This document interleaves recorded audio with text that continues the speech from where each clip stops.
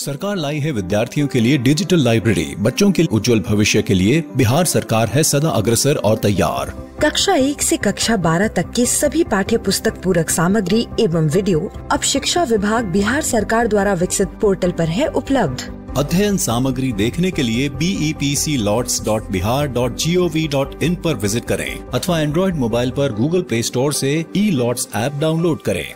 शिक्षकों, अभिभावकों एवं बच्चों से अनुरोध है कि इस ई-लाइब्रेरी का अधिक से अधिक लाभ उठाएं और अपनी पढ़ाई जारी रखें।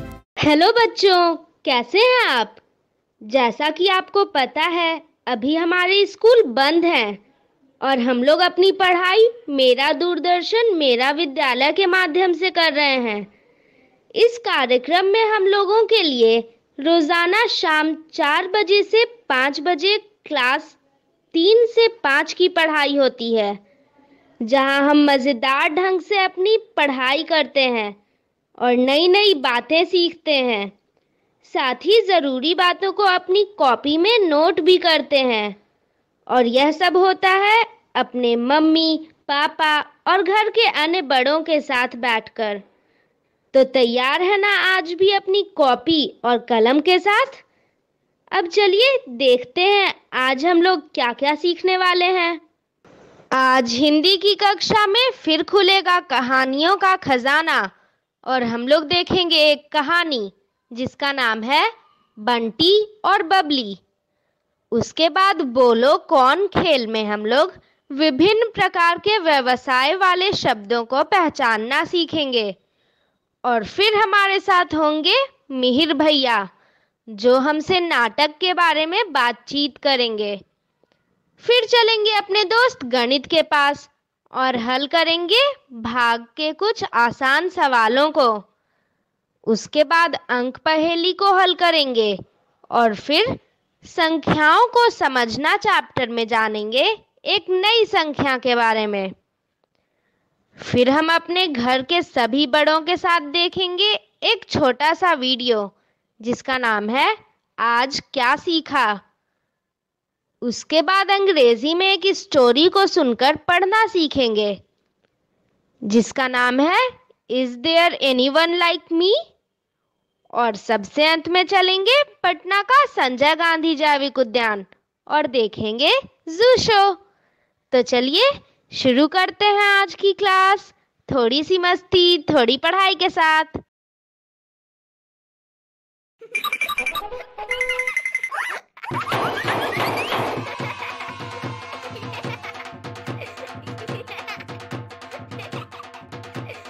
हेलो दोस्तों, वक्त हो गया है थोड़ी सी मस्ती थोड़ी पढ़ाई का। कैसे हैं आप सब? आशा करती हूँ घर पे सब स्वस्थ होंगे। चलिए शुरू करते हैं पढ़ाई और साथ साथ में मस्ती भी। सभी को बुला लीजिए, साथ बैठकर ही सबसे ज्यादा मजा आता है ना। चलिए आवाज लगाइए, अपने भैया बहन, माता पिता, दादा दादी, नाना नानी सबको बुला लीजिए। आज हम एपिसोड में रोज की तरह ही हिंदी और गणित सीखेंगे।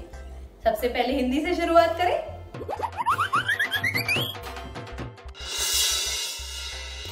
हिंदी की एक कहानी सुनते हैं और उस कहानी के बाद हिंदी के ही कुछ खेल भी खेलेंगे। चलिए तो फिर शुरू करते हैं। बिट्टू, ओ बिट्टू, कहाँ हो? क्या हुआ? आप बिट्टू को क्यों ढूंढ रहे हैं? बिट्टू की काकी, मैंने थोड़ी देर पहले बिट्टू को बाहर बिमला के साथ मिट्टी से खेलते हुए देखा। अभी तक आई या नहीं? बिट्टू के काका, आपको जरूर कोई गलतफहमी हुई होगी। वह तो अभी यहीं थी। ला ला ला ला। आ गई बिट्टू। बिट्टू, कहाँ थी तुम? काकी, विमला मिट्टी से खिलौने बना रही थी। खिलौने बनाते देख मुझे अच्छा लगा तो मैं भी उसके साथ खिलौने बनाने लगी। बिट्टू, खिलौने तक की बात तो ठीक है, लेकिन उसके बाद तुमने साबुन से हाथ धोए या नहीं? साबुन से तो नहीं, लेकिन पानी से अच्छी तरह धो लिए हैं। बिटिया, यह क्या बात हुई? तुम्हें तो अपने हाथ साबुन से अच्छी तरह धोने चाहिए थे। काकी, मैंने तो अपने हाथ पानी से अच्छी तरह धोए हैं, तो साबुन लगाना क्यों जरूरी है? बिट्टू, क्या तुम्हें साबुन से हाथ धोना पसंद नहीं? काका, मुझे साबुन से हाथ धोना ही नहीं बल्कि साबुन ही पसंद नहीं है। बिट्टू, एक लड़की है बंटी, उसे तुम्हारी तरह ही मिट्टी से खेलना पसंद है। पर साबुन से हाथ धोना और नहाना पसंद नहीं है। यह बंटी कौन है? हाँ, बताइए बंटी कौन है? अभी तो बताया कि एक लड़की है। लड़की तो है, पर कहाँ रहती है, क्या करती है, ये भी तो बताइए। बिटिया, बंटी बिल्कुल तुम्हारी तरह है। सुनो बंटी की ये कहानी। तो जल्दी से बंटी से हमारा भी परिचय करवाइए। अरे भाग्यवान, गुस्सा क्यों होती हो? अभी तुम दोनों को भी उससे परिचित करवा देता हूँ। हाँ हाँ काका, जल्दी मिलवाइए उससे। उससे मिलने के लिए सुनते हैं यह कहानी।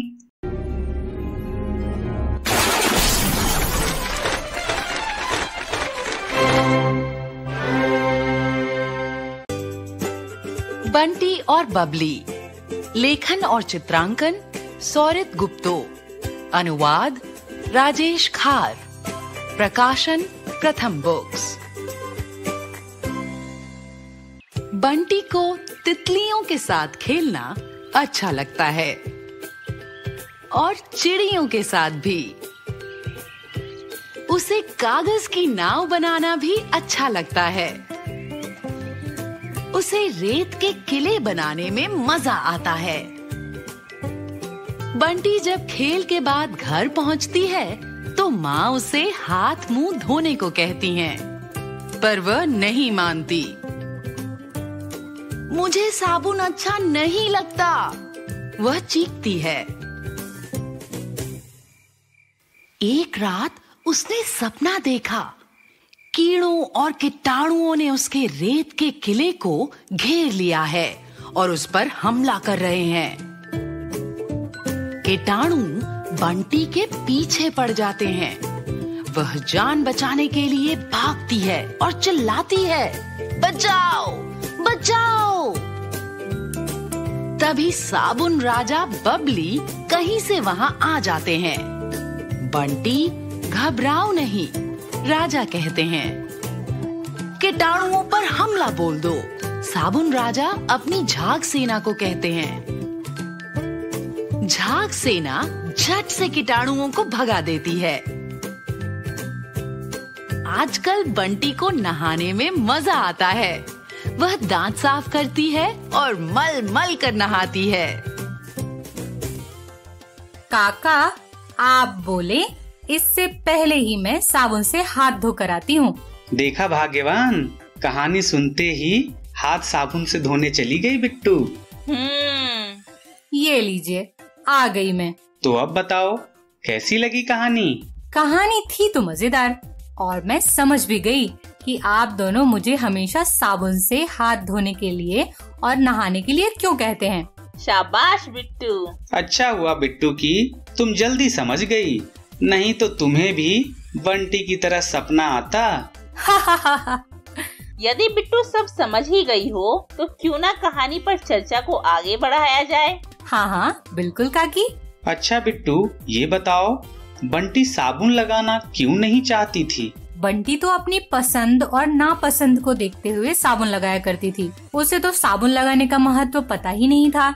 हाँ बिट्टू, तभी तो बंटी साबुन से दूर भागती थी। वो तो अच्छा हुआ कि बंटी ने सपने में अपने रेत के टीले पर कीटाणुओं का हमला देखा और साबुन के महत्व को समझ सकी। बिल्कुल सही कहा बिट्टू की काकी। अब तुम बताओ, अगर कीटाणुओं के हमले को रोकने के लिए साबुन नहीं आता तो क्या होता? बिट्टू के काका, होना क्या था? तब तो बंटी बीमार हो जाती और वह साबुन के महत्व को समझ ही नहीं पाती। अब लग रहा है बंटी की तरह बिट्टू को भी साबुन का महत्व समझ में आ गया है। दोस्तों, हमने तो इस कहानी को बड़े ध्यान से सुना और इस पर चर्चा भी की। आप भी इस कहानी को घर के सदस्यों को सुनाइए और उस पर चर्चा कीजिए। बिट्टू, कहानी पर चर्चा तो खूब हो गई, अब क्यों न एक खेल खेला जाए? हाँ हाँ काका, मेरा भी यही विचार है। और काकी, आपका? मेरे विचार कहाँ आप दोनों से अलग होते हैं। तो बस फिर शुरू करते हैं खेल, जिसका नाम है बोलो कौन व्यवसाय। दोस्तों, शुरू करते हैं खेल जिसका नाम है बोलो कौन व्यवसाय। इस खेल में हमें अलग अलग काम करने वालों को किस नाम से जाना जाता है यह बताना है और मेंढक को सही जगह कूदाना है। तो शुरू करते हैं खेल। चित्र बनाने वाला क्या कहलाता है? अध्यापक नहीं, मुनीम भी नहीं, लेखक भी नहीं। चित्र बनाने वाला कहलाता है चित्रकार। अरे वाह, देखा आपने, सही जगह कूदकर मेंढक कितना खुश है। तो चलिए बढ़ते हैं आगे। मिट्टी के बर्तन बनाने वाला कहलाता है कुम्हार। अरे वाह, और बढ़ते हैं अब आगे। मुकदमे लड़ने वाला ठेकेदार नहीं, नाविक नहीं। मुकदमे लड़ने वाले को क्या कहते हैं? फेरी वाला नहीं, वकील। यदि मुकदमे लड़ने वाले को ठेकेदार, नाविक, फेरी वाला नहीं कहते तो पक्का उसे वकील कहते हैं। अरे वाह, मेंढक बहुत खुश है सही जगह कूदकर। पेड़ पौधों की देखभाल करने वाला माली कहलाता है। अरे वाह, अब बढ़ते हैं आगे। अखबार बेचने वाला वैज्ञानिक नहीं, मछुआरा तो मछली पकड़ने वाला कहलाता है। परिचालक नहीं, तो अखबार बेचने वाला कहलाएगा अखबार विक्रेता। अरे वाह, आप देख रहे हैं बच्चे, मेंढक सही जगह कूदकर कितना खुश है क्योंकि वो पानी में गीला होने से बच रहा है। तो चलिए बढ़ते हैं आगे। खेल हुआ समाप्त, पर अभी तो हमें बहुत कुछ जानना बाकी है। तो क्यों ना इस खेल को फिर से खेला जाए। टिकट बनाने वाला मिस्त्री नहीं कहलाता, ना ही लेखक और ना ही कवि। तो टिकट बनाने वाला कौन कहलाएगा? परिचालक। अरे वाह, अब बढ़ते हैं आगे। नाटक करने वाला, बिल्कुल सही कहा आपने, नाटक करने वाला कहलाएगा नाटककार। जांच पड़ताल करने वाला कौन कहलाता है? वैज्ञानिक नहीं, नर्स तो बीमार में देखभाल करती है, चालक गाड़ी चलाते हैं, निरीक्षक। जांच पड़ताल करने वाला या तो वैज्ञानिक कहलाता है या निरीक्षक।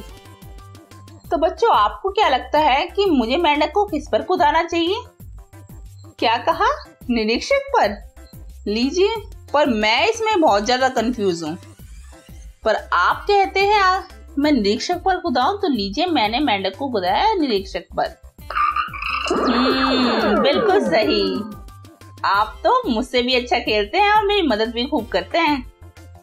जूते बनाने वाला मोची। परीक्षा लेने वाला रसोइया नहीं, नर्स नहीं, कुल ही सामान उठाने वाला होता है। तो परीक्षा लेने वाला होगा ये है। अरे वाह, मेंढक की खुशी बहुत अच्छी है। अरे वाह, बढ़ते हैं आगे। लिखने वाला लेखक। लकड़ी का काम करने वाला डॉक्टर नहीं, लकड़ी के काम करने वाले क्या कहलाता है? जल्दी से बताइए बच्चों। क्या कहा? बढ़ई। अरे वाह, थैंक यू बच्चों मेरी मदद करने के लिए। अब बढ़ते हैं आगे। खेल हुआ समाप्त। पर इस खेल को खेलने में मजा खूब आ रहा है, तो क्यों ना फिर से खेला जाए। चलिए बढ़ते हैं और खेलते हैं इस खेल को फिर से। दांत का इलाज करने वाला कहलाता है दंत चिकित्सक। मेंढक कितना खुश है। कविता लिखने वाली, ओ नो, ये तो मुझसे गलती से क्लिक हो गया। कविता लिखने वाली चित्रकार तो नहीं कहलाती, फोटोग्राफर भी नहीं, प्रबंधक भी नहीं, तो कविता लिखने वाली कहलाएंगी कवित्री। अरे वाह, हमारा मेंढक एक बार पानी में गिर गया, पर कोई बात नहीं, दूसरी बार हमने उसे सही जगह कुदाया और वह खुश भी हो गया। खाने बनाने वाला रसोइया।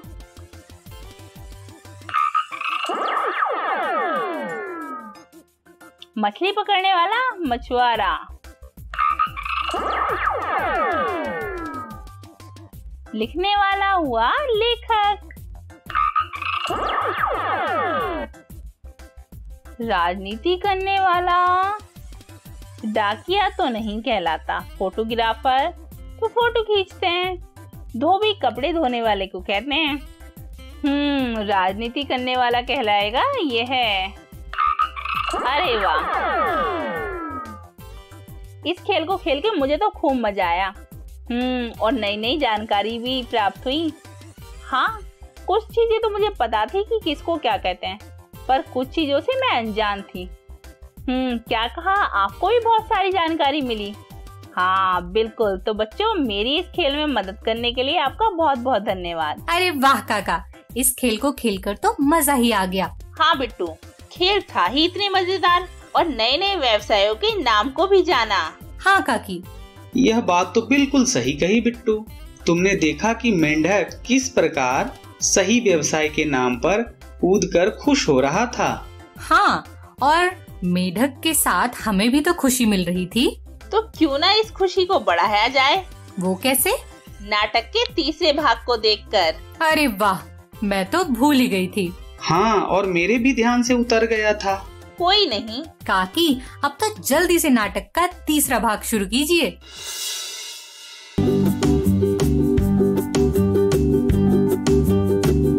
हेलो दोस्तों, कैसे हो आप सब? सबने होमवर्क रिकॉर्ड किया है?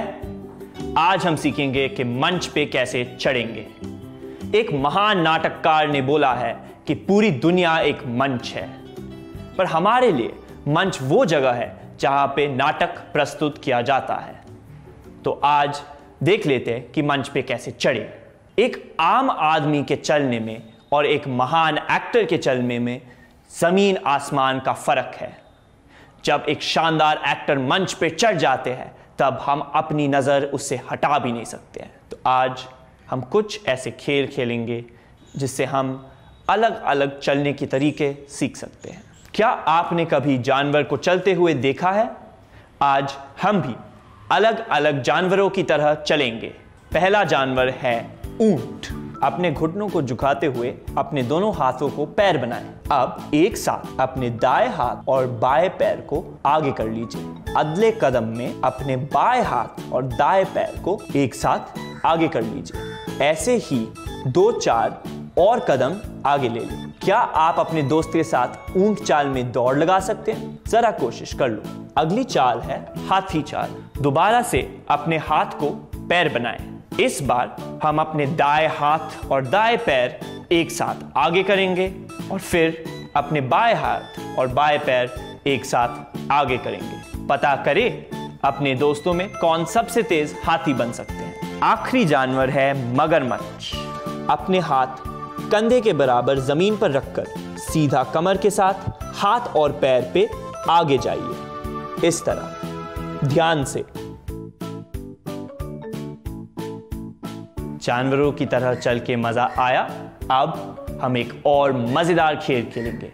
एक लाइन बनाकर चलने का दौड़ लगा दो, पर इस दौड़ में जो सबसे धीरे चलते हैं वो ही जीतते हैं। बिना रुके आप कितना धीरे चल सकते हैं? आया मजा? अब अगला खेल खेलते हैं। क्या आप धूप में कभी चले हैं या ठंड में? अलग मौसम में हमारी चाल भी बदलती है या नहीं? अगले गेम में हम कोशिश करेंगे कि अलग अलग तरह से चलेंगे। कांटों पे चलना। मान लो कि जमीन पे बहुत सारे कांटे हैं, तो आप कैसे चलेंगे? जरा कोशिश करें। बर्फ पे चलना।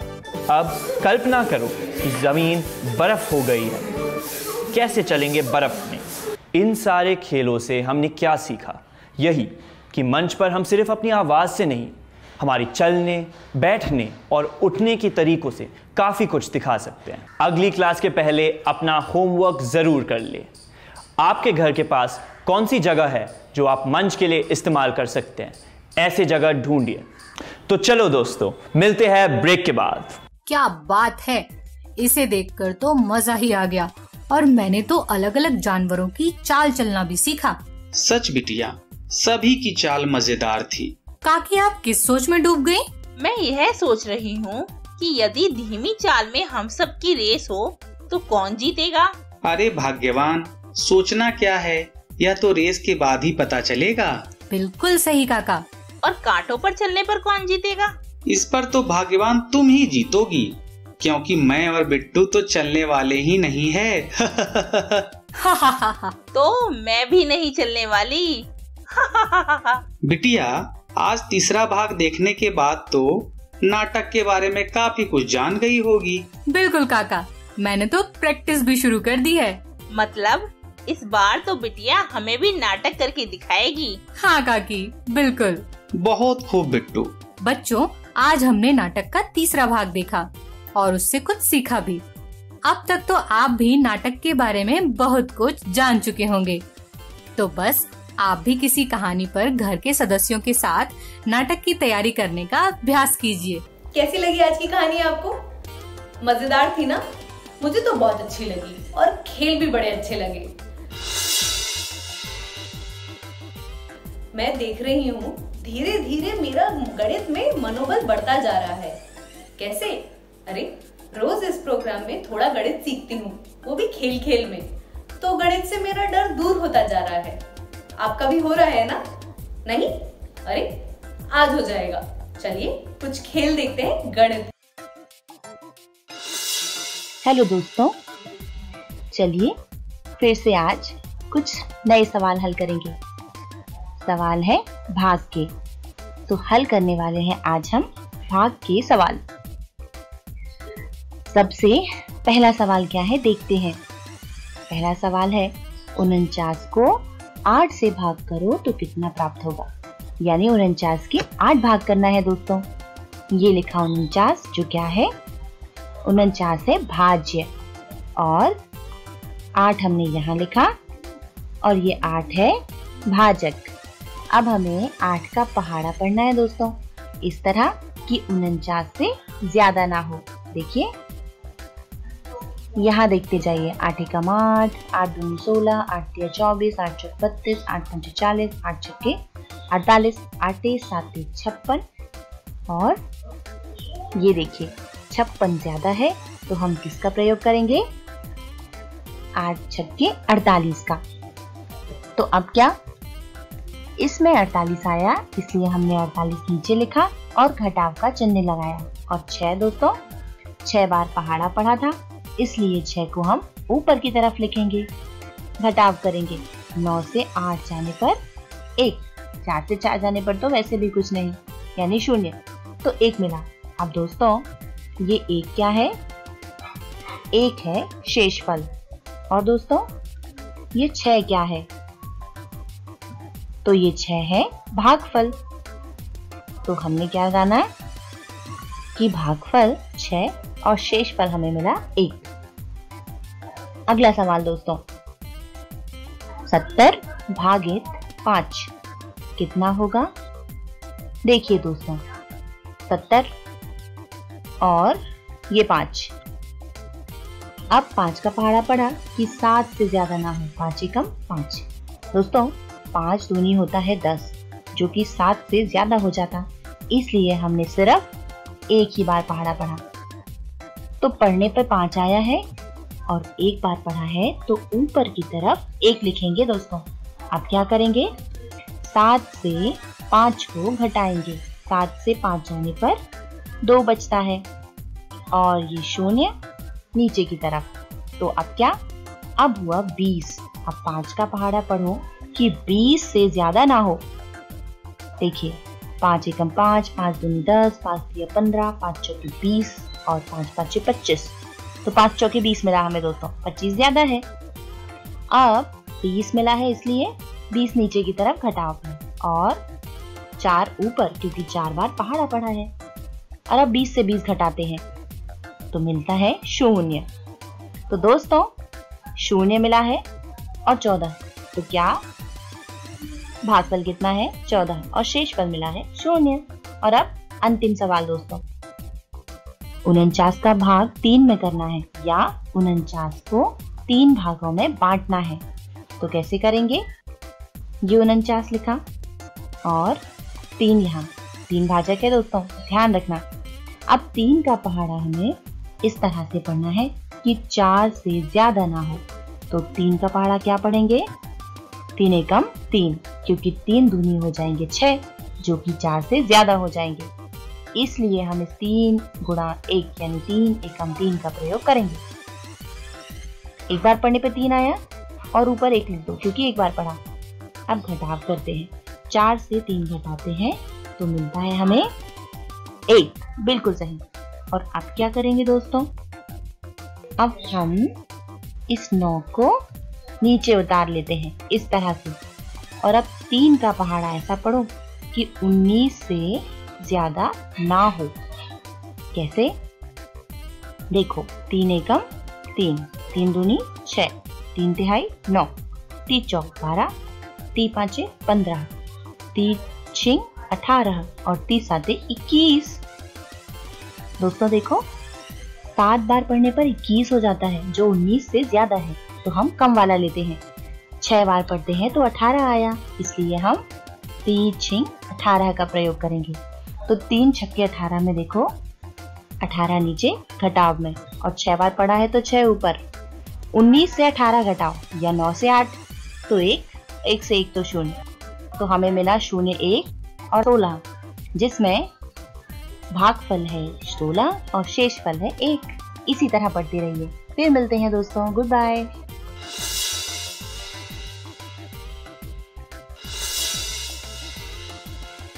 अंक पहेली 1। दोस्तों, हम अंक पहेली हल करेंगे, और ये अंक पहेली में हमें क्या करना है? देखिए, हमें भाग के चिन्ह दिखाई पड़ रहे हैं, इसका मतलब अंक पहेली में हमें भाग करना है। तो शुरू करते हैं।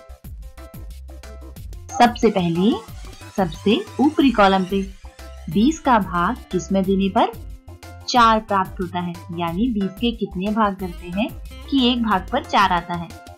तो 4 का पहाड़ा पढ़ो कि 20 आ जाए, बस। बिल्कुल सही, 5 बार पढ़ना होगा। और अब यहाँ देखो, 20 का भाग किसमें देने पर 5 आएगा, तो बस ये तो बिल्कुल सही, 4, क्योंकि जैसे अभी 5 बार भाग दिया तो 4, तो 4 बार भाग देने पर 5। अब यहाँ देखिए, 4 भागित कितने बराबर 2, मतलब 4 के ऐसे कितने भाग करने पर हर भाग पे 2 आए? बिल्कुल, 4 के 2 भाग करने पर प्रत्येक भाग पर 2 आता है। और यहाँ देखो, 4 भागित 2 बराबर, बिल्कुल 4 भागित 2 बराबर 2 होता है। और 35 का भाग किसमें देने पर 5 आता है। तो भाई 35 के कितने भाग करते हैं कि हर भाग पे 5? 7। और अब बचा है सिर्फ ये नीचे वाला। यहाँ देखिए, किसका 2 से भाग देने पर 5 प्राप्त होता है। ऐसी कौन सी संख्या है जिसे 2 से भाग करते हैं तो 5 आता है। इसे करने के लिए हमें 5 का 2 में गुना करना होगा दोस्तों, तो आएगा 10। तो ये तो हमारी पहली अंक पहेली पूरी तरह हल हो गई दोस्तों। अब आते हैं अंक पहेली 2 पर। यहाँ देखिए, 84 का भाग 3 में दिया तो हमें मिला 28। ये देखिए, और 84 का भाग किसमें दें कि 7 मिले? तो भाई 12, 12 सत्ते 84 होता है, इसलिए 12। और 28 भागित 4 बराबर कितना होता है? 7, क्योंकि 7 चौके 28, इसलिए 7। और दोस्तों, 7 में किसका भाग देते हैं कि हमें 7 ही प्राप्त होता है? 1 का। और 12 भागे कितने बराबर 4? तो बस 4 का पहाड़ा पढ़ो कि 12 से ज्यादा ना। 3। ये अंक पहेली भी हमारी हल हो गई दोस्तों। अब हम आगे बढ़ते हैं। अंक पहेली क्रमांक 3 देखते हैं। सबसे पहले सबसे ऊपरी पंक्ति पे देखिए, 154 भागित कितना बराबर 14 होगा। तो दोस्तों 14 का पहाड़ा इस तरह पढ़ो कि 154 आ जाए। 11 बार पढ़ना होगा हमें, तो 11 बार पढ़ने से 154 आता है।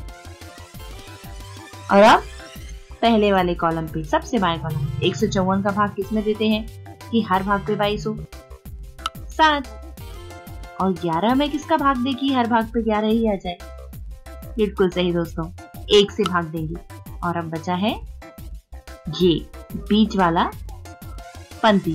7 का भाग 1 में देने पर कितना प्राप्त होता है? 7। और अब 14 का भाग 7 में देते हैं तो कितना प्राप्त होता है? 2। और अब बढ़ते हैं हमारी अंतिम अंक पहेली पर। अंक पहेली 4। 324 का भाग किसमें देना है कि 18 हो, और 324 का भाग में देगी 27। चलो पहले पंक्ति को देखो। 324 का भाग किसमें करें? 18। तो 18 में, क्योंकि 18 और 18 का अगर गुना करते हैं दोस्तों तो 324 मिलता है। तो 324 को 12 से भाग करो तो 27 आता है। और अब बीच वाले कॉलम में देखिए, 18 का भाग किसमें दिया जाता है कि हर भाग पर 9 हो, 2 में। बिल्कुल सही। और दोस्तों यहाँ देखो बीच वाली पंक्ति पे 12 का भाग 2 में करो तो क्या प्राप्त होगा? 6। और अब 18 का भाग 6 में करते हैं तो क्या प्राप्त होता है? 3। बिल्कुल सही। हो गई हमारी सारी अंक पहेली हल।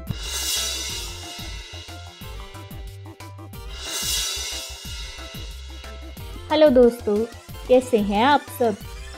आज के खेल के अंक में आपका स्वागत है। आज हम आपके लिए लेकर आए हैं भाग के आसान सवाल। दोस्तों, मैं उम्मीद करती हूँ कि अब तक आपने भाग के सवालों की अच्छे से प्रैक्टिस कर ली होगी। तो क्या आप सवाल करने के लिए तैयार हैं? चलिए देखते हैं आज हमें भाग के कौन कौन से सवाल मिलते हैं और उन्हें हम कैसे हल करते हैं। दिए गए स्थान में भाग के उत्तर को भरें। तो पहला सवाल है 12 भाग 3। तो यहाँ पर हमें क्या करना है? यहाँ पर हमें पढ़ना है 3 का पहाड़ा और देखना है कि उसमें 12 कहाँ पर आते हैं। तो पढ़िए, 3 चौके 12। तो इसका मतलब हुआ कि जब हम 12 को 3 से भाग करेंगे तो हमारे पास उत्तर में आएगा 4। यहाँ पर 4 रखकर देखते हैं ये उत्तर सही है या नहीं। ये बिल्कुल सही है। अगला सवाल है 30 भाग 5।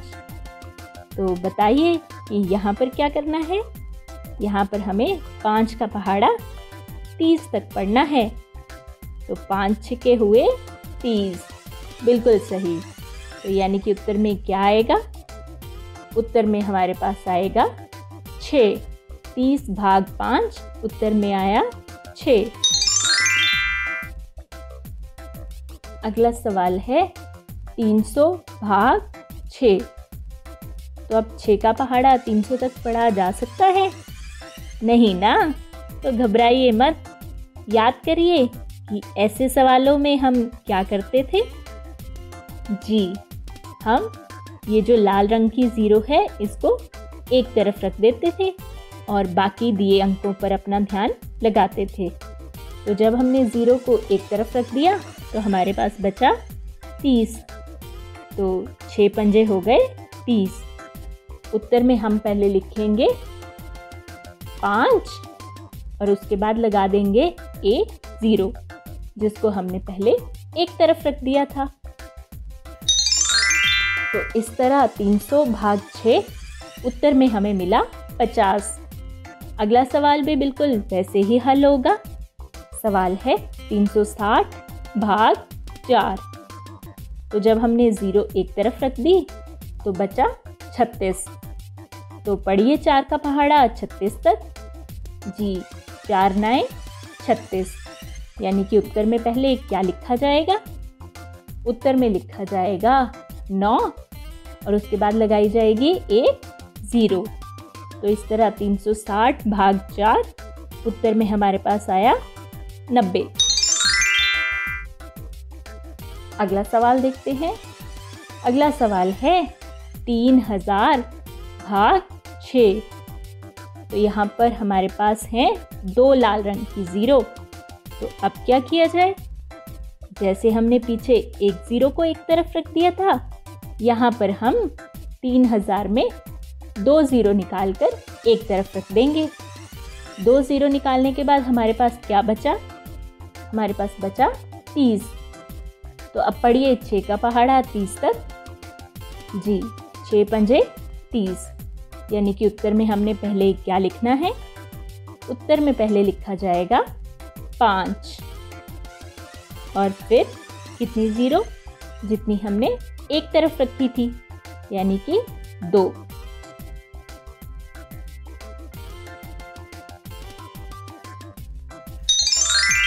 तो इस तरह 3000 भाग 6 उत्तर आया 500।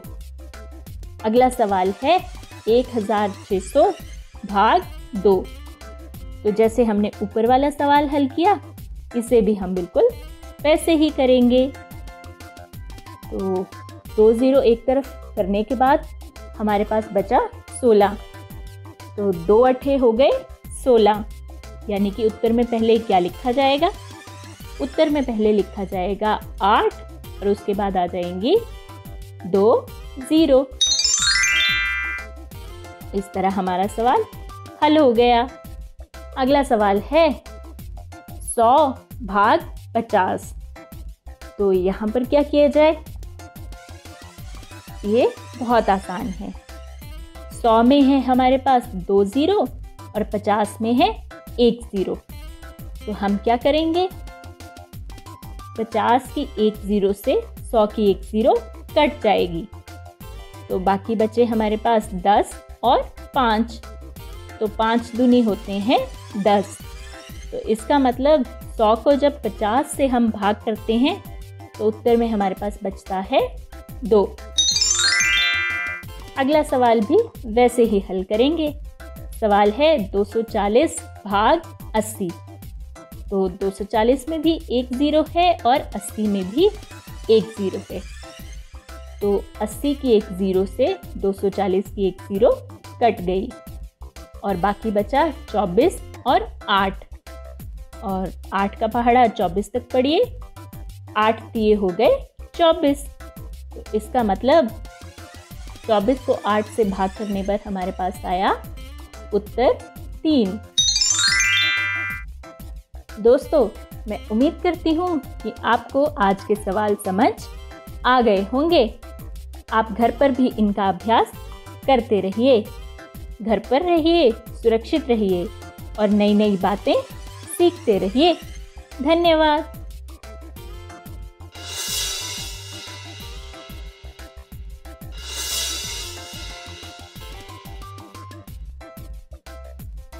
दोस्तों, संख्या है हमारे पास, ये जो दिख रही है आपको, ये संख्या कौन सी है? इकाई, दहाई और सैकड़े में से रख के देखते हैं। तो इकाई पर है 7, दहाई पर 50 और सैकड़े पर 100। तो संख्या हुई 157। अब दोस्तों देखते हैं 157, 100, 125, 150 और 175 से बड़ी है या छोटी। संख्या रेखा पर ये गुलाबी रंग का बिंदु दिखा रहा है 150 की स्थिति को, और ये पीले रंग का बिंदु दिखा रहा है कि ये बाएं तरफ है अगर तो ये छोटा है, और अगर ये दाएं तरफ है तो वो अंक बड़ा है। देखिए दोस्तों, 157 100 से बड़ा दिख रहा है क्योंकि 100 देखिए बाएं तरफ है यानी छोटा है। 125 से बड़ा है, 150 से भी बड़ा है दोस्तों। लेकिन देखो अब ये दाएं तरफ आया, मतलब ये 175 से छोटा है।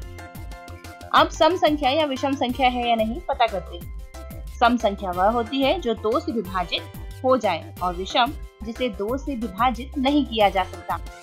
देखते हैं 157 को 2 से विभाजित किया जा सकता है या नहीं। इन्हें हमने 2 के अंतर पे लिख लिया संख्याओं को, 110 से 158 तक। दोस्तों, क्या यहाँ आपको 157 है दिख रहा है? नहीं। इसका मतलब 157 विषम संख्या है, सम संख्या नहीं है। अब क्या 157 अभाज्य संख्या है? देखिए, जिसे एक और स्वयं उसी संख्या के अलावा किसी भी संख्या से विभाजित नहीं किया जा सकता, वो होती है अभाज्य। तो यहाँ देखिए 157 को 1 से तो किया जा रहा है और इसके अलावा किसी से भी नहीं, मतलब 157 अभाज्य संख्या है। इस तरह दोस्तों आज हमने 157 के बारे में जाना। फिर मिलेंगे किसी नई संख्या के साथ। Good bye.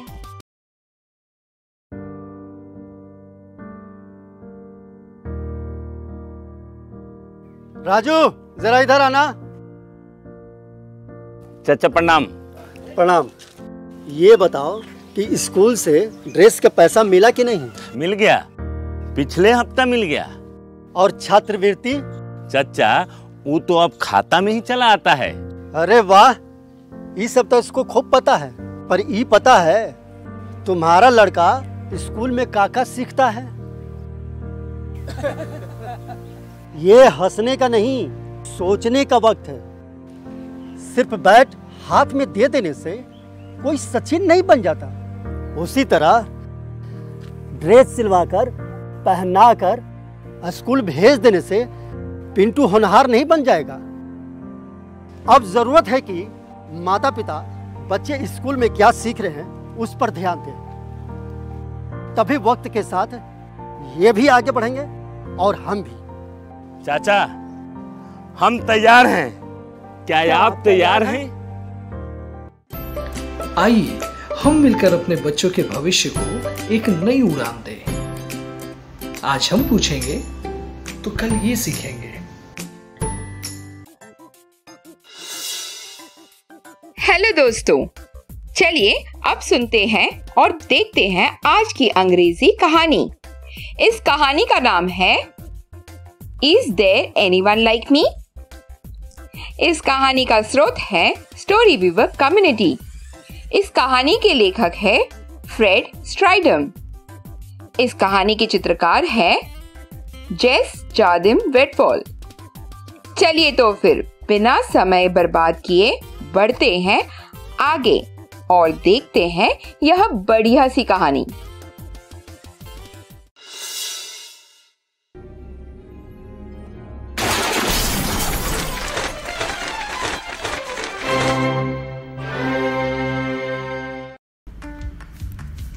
Is there anyone like me? I wonder if there's another me somewhere in the world who looks the same and talks the same and even has my goals.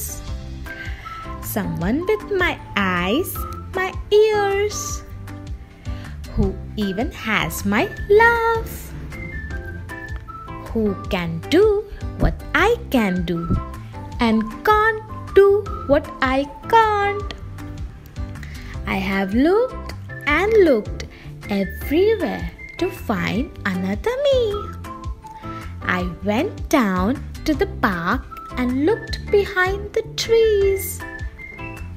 I looked around, up and down, at every single face.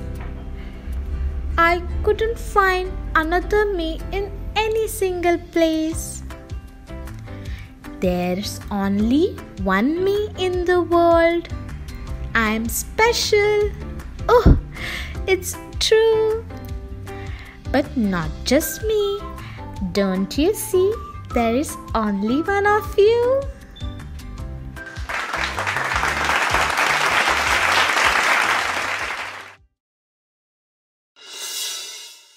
दोस्तों, कहानी में एक घोड़े जैसा प्राणी था जिसका मानना था कि उसके जैसा प्राणी और कोई नहीं है। उसने जंगल के सभी प्राणियों से अपनी तुलना करके देख ली, लेकिन उसको अपने जैसा कोई नहीं मिला। कहानी के अंत में उसने कहा कि हम सब अपने जैसे एक ही हैं, यानी हमारे जैसा और कोई नहीं है और हमें अपनी तुलना किसी और के साथ नहीं करनी चाहिए। कहानी खत्म। अब मैं चली यह कहानी अपने घर वालों को सुनाने।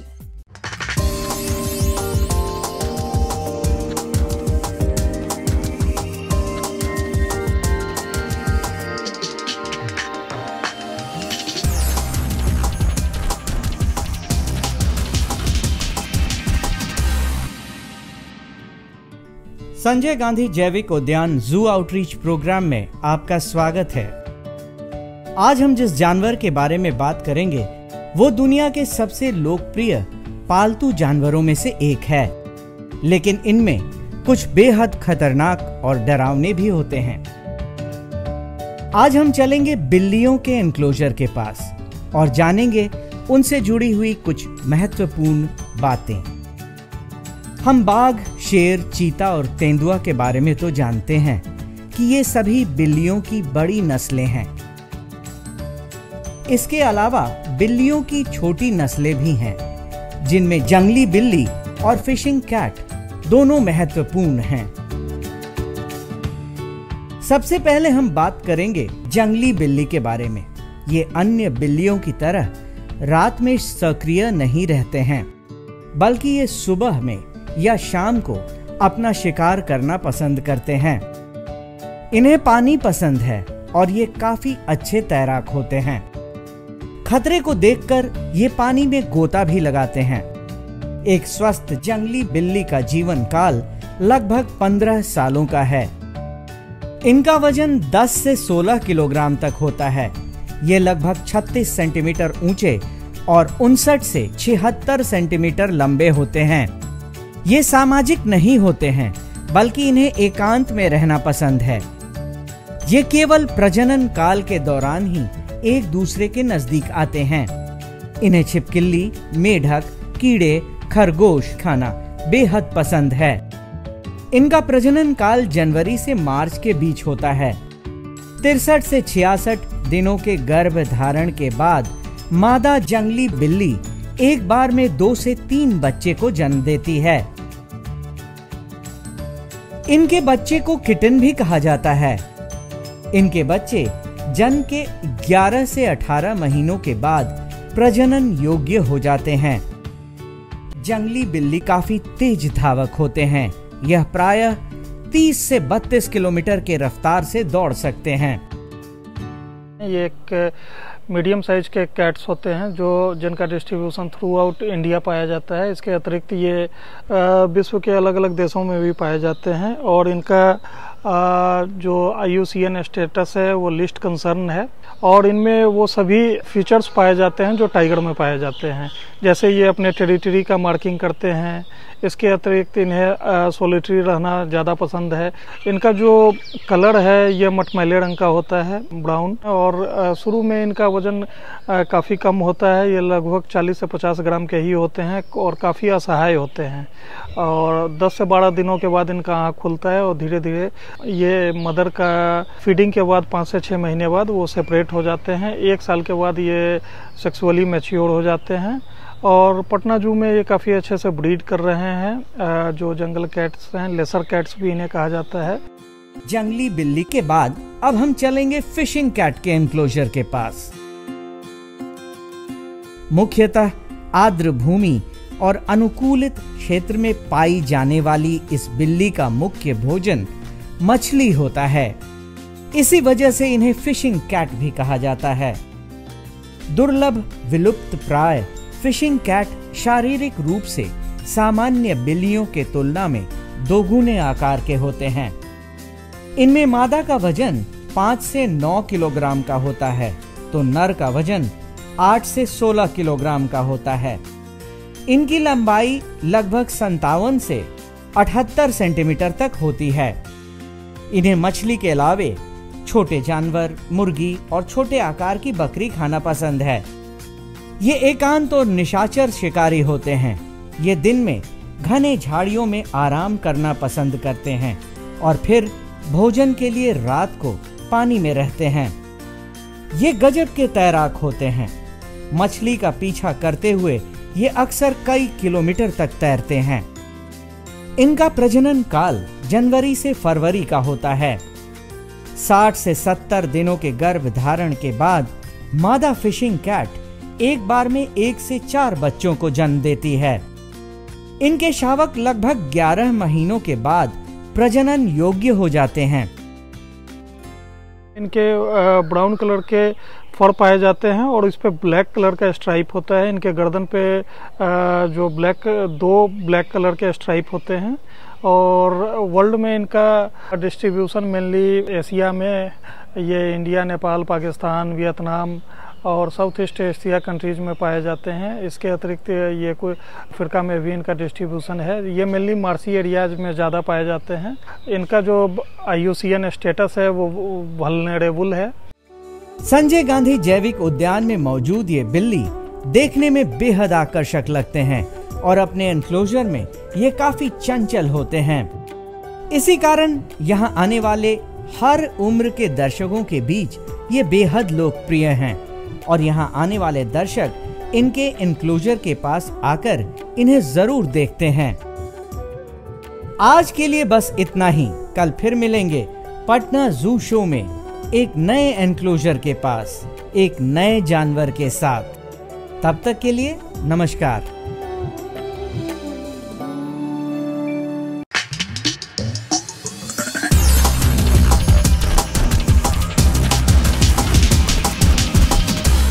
तो आशा करती हूँ बच्चों आज के एपिसोड में आपने जरूर कुछ नया सीखा होगा। मिलते हैं अगले एपिसोड में। बाय बाय बच्चों।